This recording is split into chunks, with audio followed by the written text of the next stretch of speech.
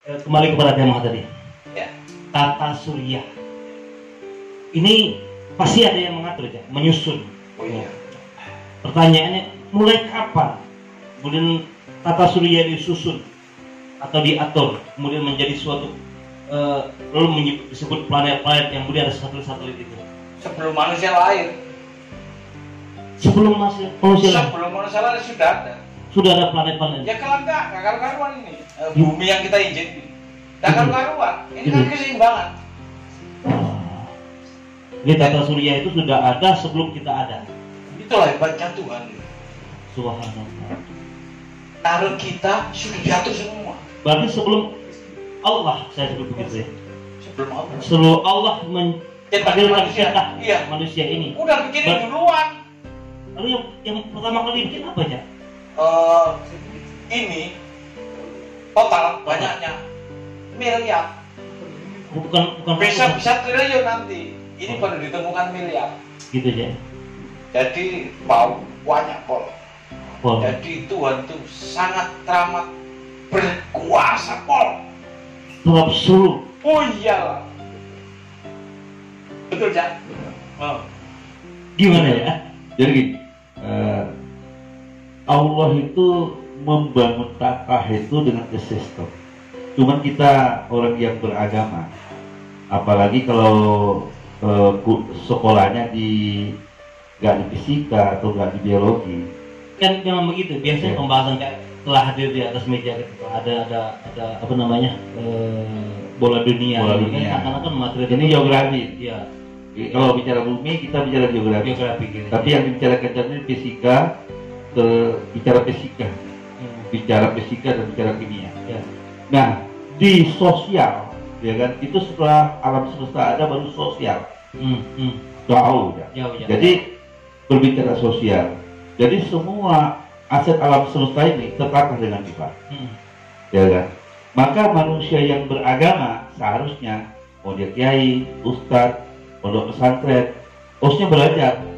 Karena di dalam Al-Quran Allah mengingat surat 3, 190, 191. Ya kan? Jadi orang yang dikatakan tegak, duduk, berbaring, sholat, harus mikirkan ini.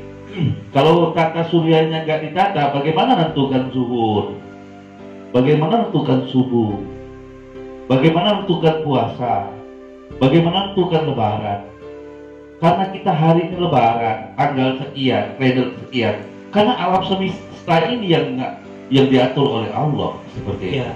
Makanya kata tadi, alam semesta dulu Allah ciptakan dengan sistem-sistemnya. Nah tugas manusia itu tanda cara dia bersyukur untuk mikirkan ini. Seperti itu. Surat 3, 190, 191. Ya, surah Al-Imran ayat 190. Bismillahirrahmanirrahim.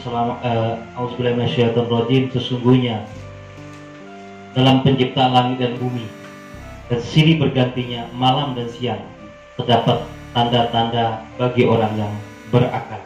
Cak, ini apa nggak ayat Arabnya? Cak apa nggak Arab? Enggak apa? Cak itu apa? Ya. Cak itu apa? Apalah. Coba. Yo nanti aja udah. Seraya berdoa, ya Tuhan kami. Ya Tuhan kami. Sesungguhnya barang siapa yang kau masukkan, kok 92 ya? 150, 151. Yaitu orang-orang yang mengingat Allah sambil berdiri atau duduk atau dalam keadaan berbaring, dan mereka memikirkan tentang penciptaan langit dan bumi. Seraya berkata, ya Tuhan kami, tiadalah Engkau menciptakan ini dengan sia-sia. Maha suci Engkau, maka peliharalah kami dari siksa neraka. Oke, dari ayat ini nggak pernah dibahas ya? Nggak pernah dibahas. Tapi sering dibaca ya? Oh iya. Dibaca, dihafal, kemudian praktiknya bentuknya cuma kompelan. Iya. Ayat ini sering dibaca, baik imam. Tapi ayat ini sebenarnya sampai Allah mengata tegak, duduk, berbaring, memikirkan proses penciptaan alam semesta. Artinya, bumi dan langit.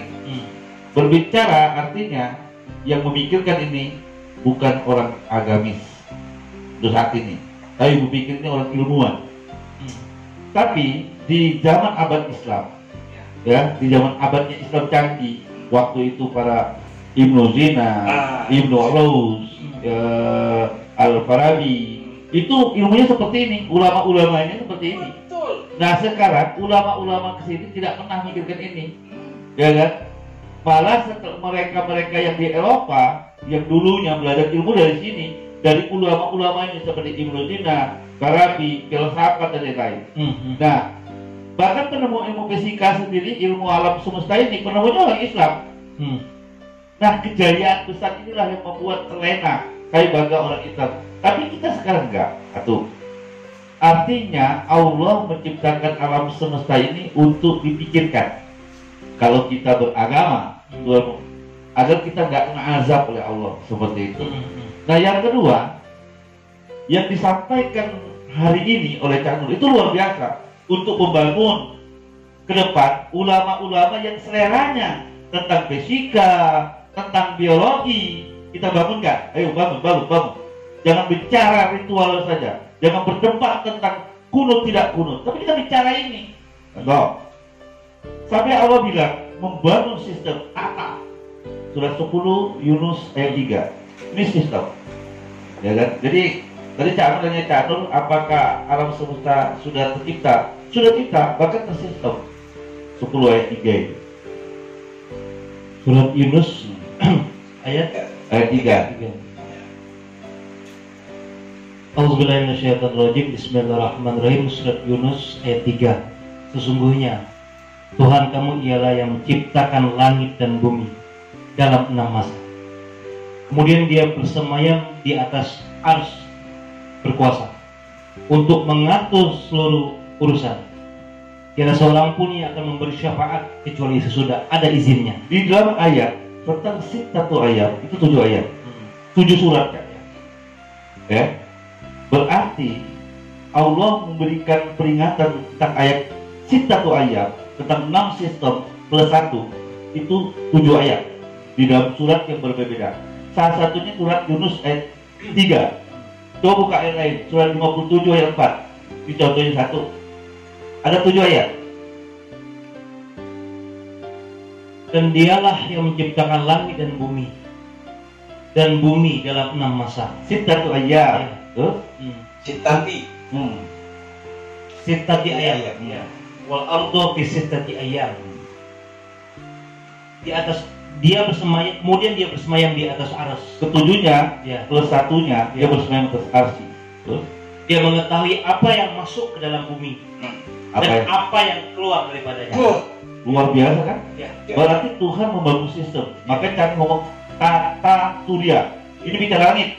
Nanti kapan-kapan kita bicara tata bumi. 6 sistem juga. Tapi malam hari ini kita bicara tata surya dan planet. Yom, kata-kata yom, ayam, diartikan yom itu hari. Tapi kalau diartikan 6 hari nggak connect. 1 hari itu 1000 tahun kan? Hitungan Allah. 22 Al-Fat ayat 47. Ini aku bulat dulu. Nanti Cak Nur yang mapaskan tentang tata suryanya. Ya. Surat Al-Hajj ayat 47.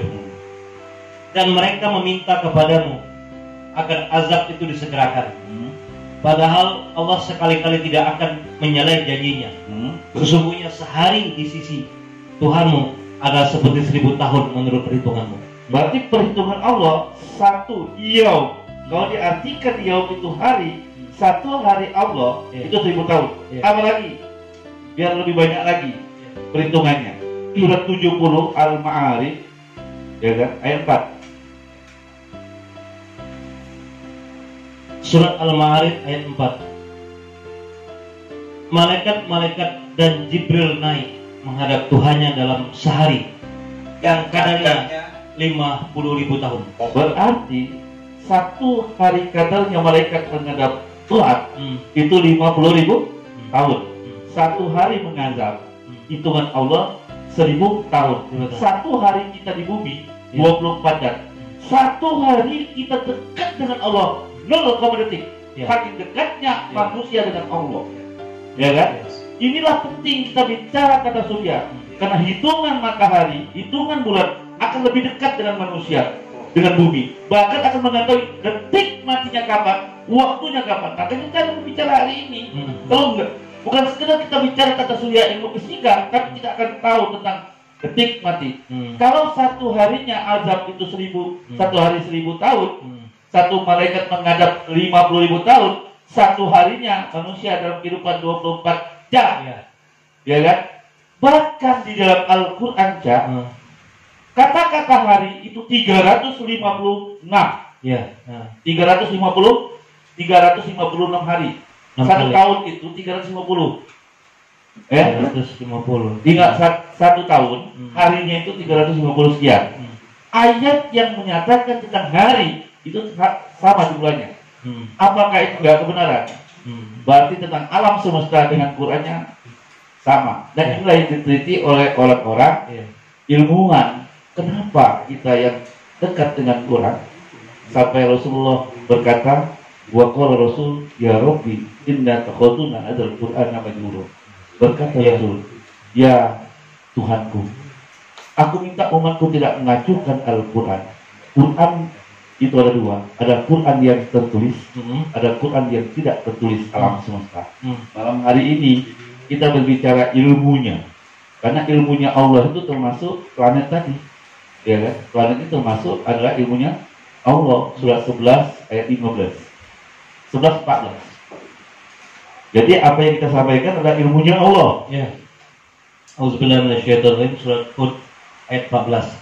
Jika mereka yang kamu seru itu tidak menerima seruanmu atau ajaanmu, itu maka katakanlah olehmu, ketahuilah, sesungguhnya Al-Quran itu diturunkan dengan ilmunya Allah, dan bahwasanya tidak ada Tuhan selain Dia, maka maukah kamu berserah diri kepada Allah? Ya, jadi ilmunya Allah itu adalah Al-Quran, dan Al-Quran itu ada yang tertulis, ada yang tidak tertulis.